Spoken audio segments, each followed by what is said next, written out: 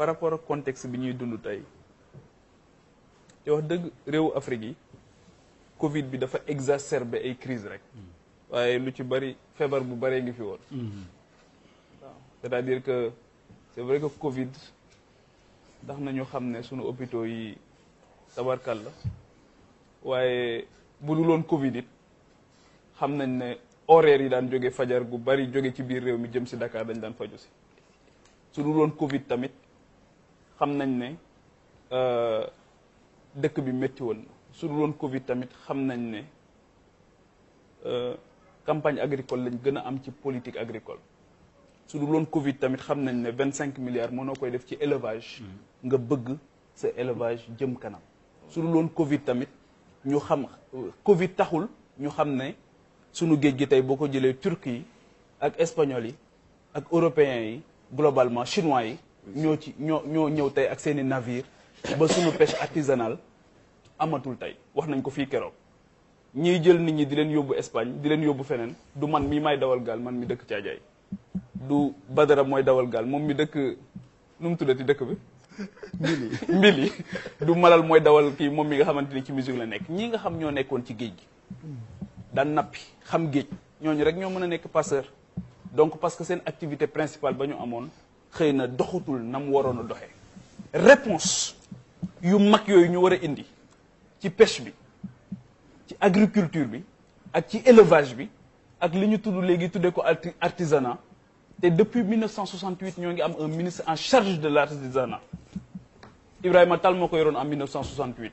depuis 68 on a un ministère en charge de l'artisanat artisanat tey yan jéego la dox Sénégal le secteur informel on en parle gouvernement bu fi ñëw on en parle Abdoulaye Wade sax dafa taxawal benn journée maay le premier informel du pays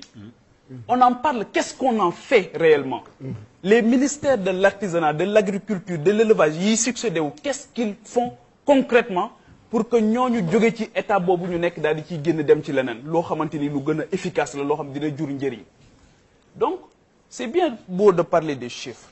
des agrégats macroéconomiques et tout mais ki ñëw fii keroog toog fi nekk ci ndox mi li mu wax mooy dafay napp moom gis ñoo xam napp nañ ba bàyyi di ñëw di taxaw ci taatu gaal yi di wut di ñaan loo xamante ni moom lañ leen di may donc contexte bu mel noonu ma wax ne Covid bi aujourd'hui révélateur la feneen mais fii dafa exacerbé li nga xamante ni dafa wuññi yi nga xamante ni moo fi nekkoon te nekkoon yoo xamante ni doxul Sénégal nag dafa baaxoo moom ku am dara rek fàtte ñi amul loolu la baaxoo ba kuy wax sax dañuy jàpp ne waaye bu doon sunu bopp rek du ñu fi nekk naan dañuy jël yenn position yi parce que yàlla suñu borom moom ñuy suturaal donc li ñuy wax jëmmi yàlla moom moo tax mais leneen li nga xam bëgg naa ko wax pour revenir enfin au Conseil économique social et environnemental ce qui est intéressant pour ñun ñëpp mooy Badara on attend la fiche de poste du président Idrissa Seck c'est-à-dire que le Conseil économique et social en tant que tel quel est son impact quel devrait être son impact dans le quotidien des Sénégalais au vu des ressources yi nga xamante ni moo ngi koy engloutir ban jeexital la am ci Sénégalais yi ak Sénégalaises yi nga xamante ni jàpp nañ ne ña fa nekk ñoom lañ fa nekkal sur le plan économique sur le plan social et sur le plan environnemental li ma wax léegi ne Covid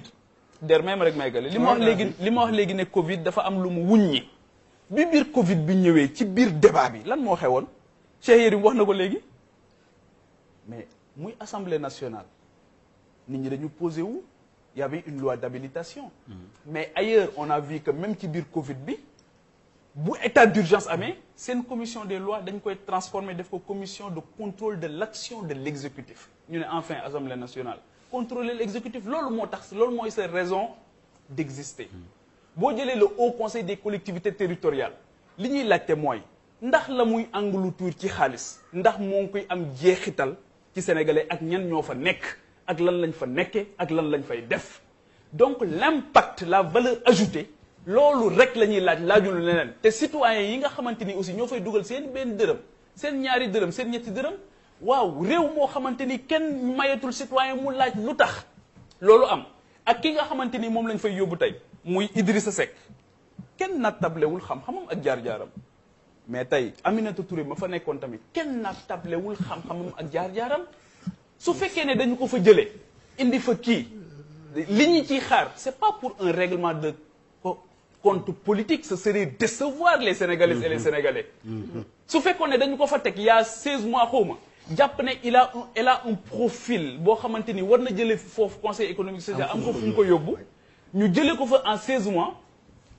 pour man c'est vrai que le président de la République moom moo am possibilité nommer aux emplois civils et militaires c'est très galvaudé en Afrique waaye ki nga xamante ni dañ la jël jox la li nga xamante ni moom mooy destiné sénégalais yi yell na it soo defee yenn choix yi par respect nga taxaw expliquer leen choix yi nga def lu tax nga def ko leneen li aussi mooy l'entrisme dans le gouvernement je veux bien aussi ñu choisir